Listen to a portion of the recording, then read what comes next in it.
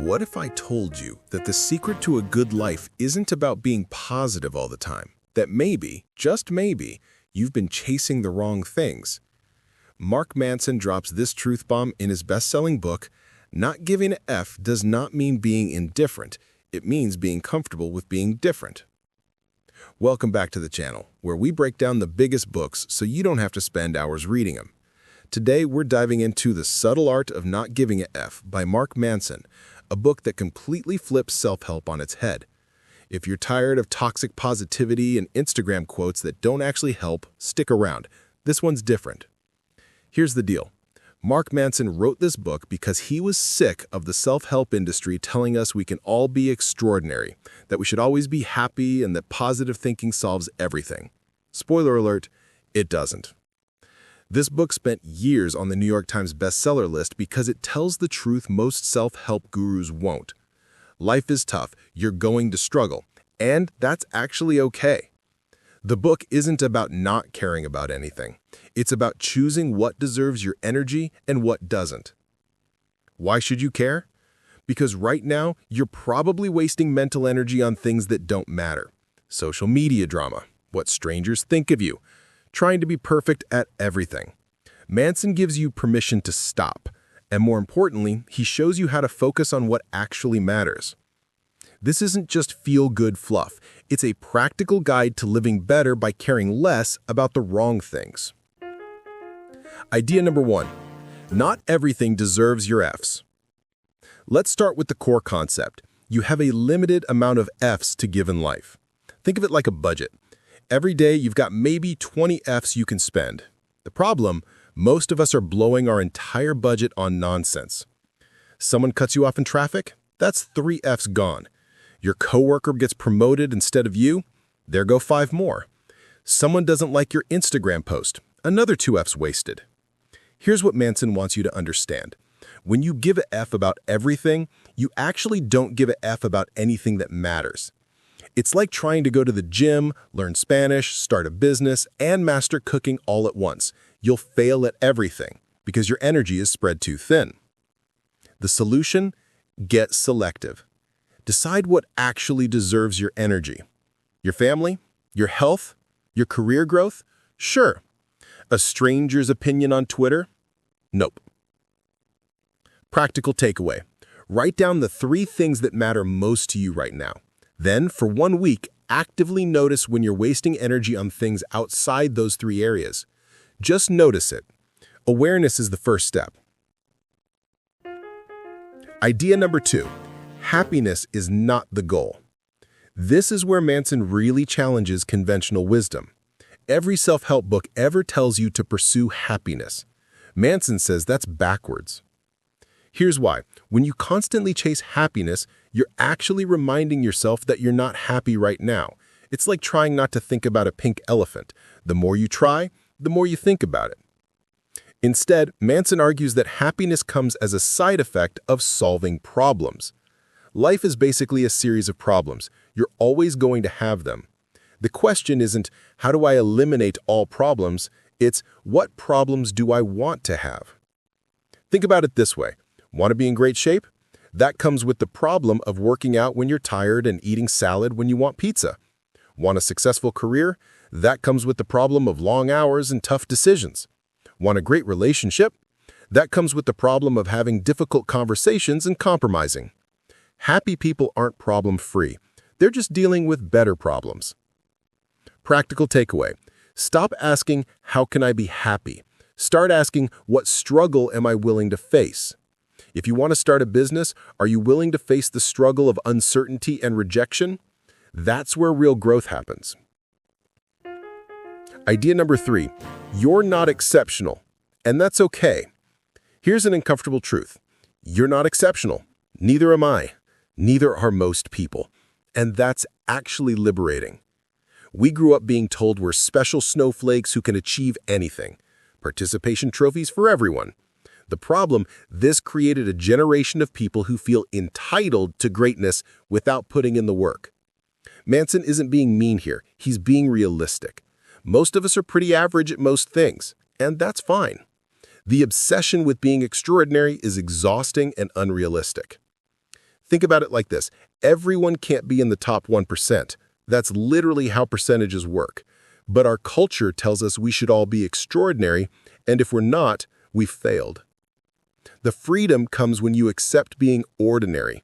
Once you stop trying to prove you're special, you can actually focus on improving at things you genuinely care about. Not to be the best, but because the work itself matters to you. Practical takeaway. Pick one area where you've been chasing recognition or trying to prove yourself. Ask yourself, do I actually enjoy this, or do I just want to feel special? If it's the latter, give yourself permission to let it go. Idea number 4, the value of saying no. We live in a culture of yes. Say yes to every opportunity. Say yes to social events. Say yes to new projects. FOMO, fear of missing out, drives us to overcommit to everything. Manson flips this. He says that the ability to say no is actually a sign of maturity and self-respect. When you say yes to everything, you're not making choices, you're avoiding them.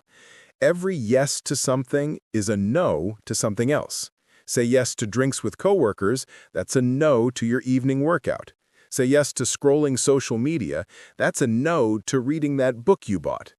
The people who accomplish meaningful things aren't the ones saying yes to everything. They're the ones who say no to almost everything, so they can say hell yes to a few important things. Practical takeaway?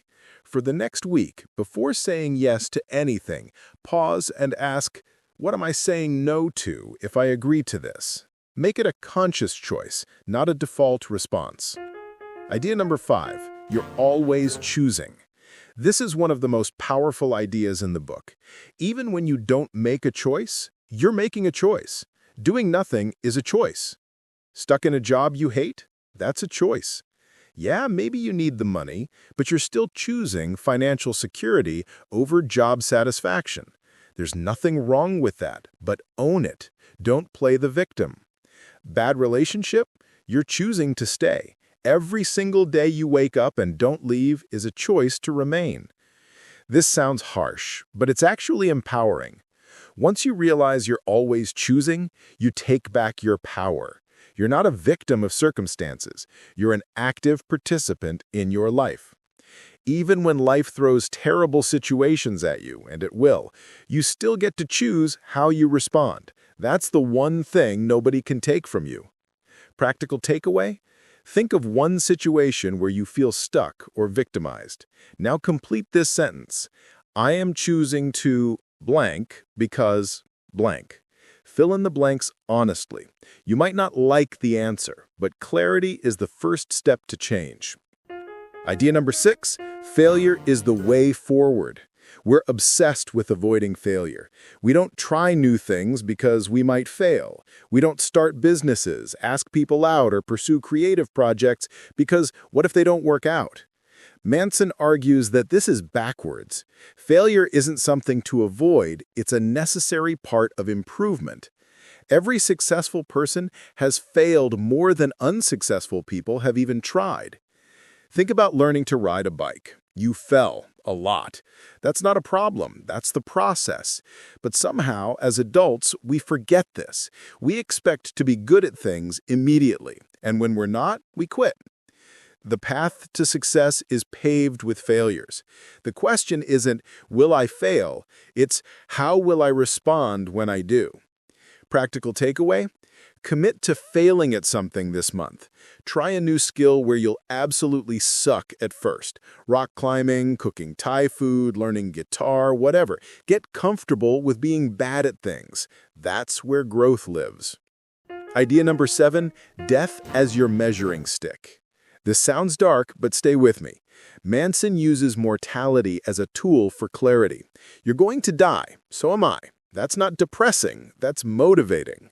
When you really internalize that your time is limited, suddenly a lot of trivial stuff loses its power over you. That argument with your friend? Life's too short. That fear of looking silly? You'll be dead in 70 years. Go for it. Death isn't meant to make you nihilistic. It's meant to make you selective. It's meant to help you ask, is this really how I want to spend my limited time on Earth? Most people live like they have forever. They procrastinate on their dreams. They stay in situations that drain them. They worry about what people think. Then, suddenly, they're 80 years old, wondering where their life went. Practical takeaway. Imagine you have 1 year left to live. What would you change? What would you stop caring about? What would you finally do?